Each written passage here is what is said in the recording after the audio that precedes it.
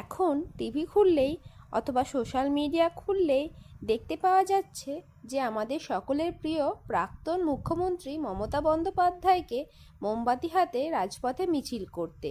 কিন্তু এটা দেখে অনেকেই বলছেন, এটা কি শুধু একটি প্রতিবাদ মিছিল, নাকি এর পিছনে রয়েছে বড় কোনো রাজনৈতিক কৌশল?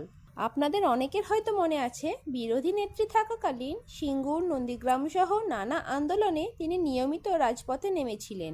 সেই ধারাবাহিক আন্দোলনই তার জনপ্রিয়তা বাড়াতে সাহায্য করেছিল এবং পরবর্তীতে তিনি ক্ষমতায় আসেন। এই ধরনের মিছিল নতুন করে তাকে আবার আলোচনায় এনেছে।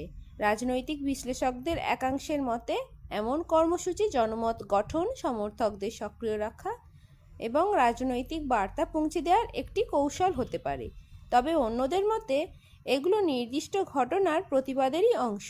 আপনার কি মনে হয়, এটা কি শুধুই প্রতিবাদ নাকি কোনো রাজনৈতিক কৌশল? আপনার মতামত কমেন্টে লিখুন।